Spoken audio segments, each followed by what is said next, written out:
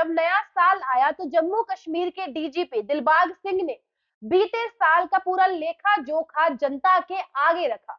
तो आज की इस वीडियो में हम आपको यही बताने वाले हैं कि साल 2022 आतंकवाद के लिहाज से और सुरक्षा के लिहाज से जम्मू कश्मीर का कैसा रहा। सैन्य बल के प्रबंधक ने सबको जानकारी देते हुए बताया कि बीते 12 महीनों में आतंकवाद की नई भर्तियों में आजादी के बाद सबसे ज्यादा कटौती जो है वो साल 2022 के महीने में आई है।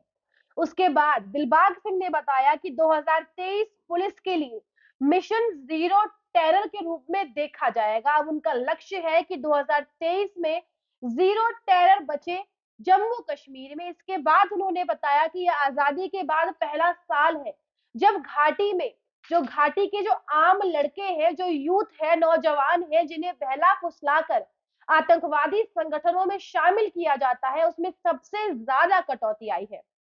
उसके बाद डीजीपी दिलबाग सिंह ने बताया कि साल 2022 में सेना की जो सैनिक है, जो अर्धसैनिक बल है, उनके जान माल की जो हानि होती थी उसमें सबसे ज्यादा कटौती आई है। और साल 2022 में लश्कर और जैश जैसे आतंकवादी संगठनों के कुल 186 आतंकवादियों समेत 56 आतंकवादी जो है मारे गए।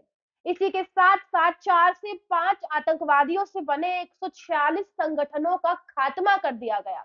ये बहुत बड़ा आंकड़ा है आजादी के बाद के लिहाज से देखा जाए तो। साल 2022 की हम बात करें तो एक तरीके से गोल्डन ईयर साबित हुआ है जम्मू कश्मीर के लिए। अब सेना तो काम करती ही करती है, जम्मू कश्मीर पुलिस भी काम करती है, लेकिन सरकार का बुलडोजर जब से आया है तब से आतंकवादी संगठनों की नींदें उड़ गई है। इसी के साथ साथ आपको बता दूं, आतंकवादियों के 55 वाहन और 28 घरों को ध्वस्त कर दिया है और आधे घरों को सीज कर दिया है सरकार ने। ये वो लोग हैं जो गैर कानूनी ढंग से सरकारी जमीन पर कब्जा कर कर अपना आशियाना बनाते हैं। इसके अलावा ये ऐसे लोग हैं जिनके बारे में जानकारी मिलती है कि ये आतंकवादी गतिविधियों में लिप्त है। तो ऐसे में सरकार के बुलडोजर ने इन सभी को बहुत तगड़ा सबक सिखाया है।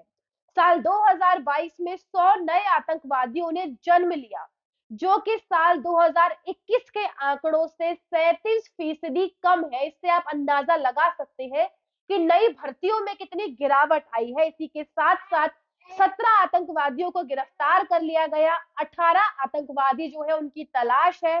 इसके अलावा बाकी के आतंकवादी मारे गए हैं। ये वो आंकड़ा है जो 100 नए आतंकवादी जन्मे पूरे एक साल में, उनमें से 18 को मार दिया, 17 की तलाश जारी है। उसके अलावा बाकी गिरफ्तार कर लिए गए हैं। एक बहुत बड़ा आंकड़ा और बहुत बड़ी जीत पुलिस के खाते में। इसी के साथ साथ पुलिस के 14 कर्मी और अर्धसैनिक बल के 17 जवान जो है वीर गति को प्राप्त हो गए। और ये आंकड़ा भी आजादी के लिहाज से देखा जाए तो आजादी के बाद जम्मू कश्मीर में ऐसा पहली बार हुआ है कि सैनिकों की इतनी कम डेथ रेट सामने आई है। इसी के साथ साथ पहले घाटी में होने वाली झड़प में आम नागरिकों की बहुत ज्यादा मृत्यु देखी जाती थी, लेकिन इस साल 2022 में केवल 24 आम नागरिकों की मृत्यु हुई है। ये आजादी के लिहाज से सबसे पहली बार कश्मीर में ऐसा हुआ है कि आम नागरिकों की इतनी कम डेथ रेट सामने आई है।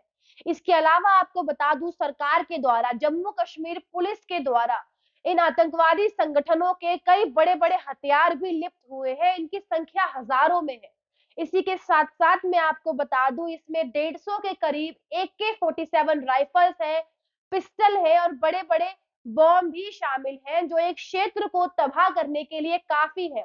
और कई सारे हथियार ऐसे हैं जो पुलिस के द्वारा ड्रोन के द्वारा जब्त किए गए हैं। इसके अलावा जम्मू कश्मीर पुलिस ने नशा मुक्ति का एक प्रोग्राम भी चलाया NDPS के तहत। ये बहुत बड़ी जानकारी इस समय की जम्मू कश्मीर के डीजीपी दिलबाग सिंह के द्वारा दी गई है। आजादी के बाद ऐसा पहली बार हुआ है जम्मू कश्मीर, और 2023 को लक्ष्य बताया है डीजीपी सिंह ने और कहा है जीरो टेरर रेट होगा 2023 में। तो बहुत बड़ा लक्ष्य पुलिस के सामने है और ये हो पाया है केवल नई सरकार के द्वारा। पहले की सरकारें सैनिक मर जाते थे, बैठे रह जाती थी, लेकिन अब ऐसा बिल्कुल भी नहीं है। मोदी, शाह और योगी जब से आए हैं, और योगी का बुलडोजर मॉडल, उसका तो क्या ही कहने, यूपी से होता हुआ जम्मू कश्मीर तक पहुंच गया है। इन पूरे आंकड़ों पर आपकी क्या राय है जम्मू कश्मीर की, हमें कमेंट करके अवश्य ही बताइएगा। आज की खबर में बस इतना ही, मिलते हैं आपसे अगली खबर में अगली वीडियो के साथ। नमस्कार।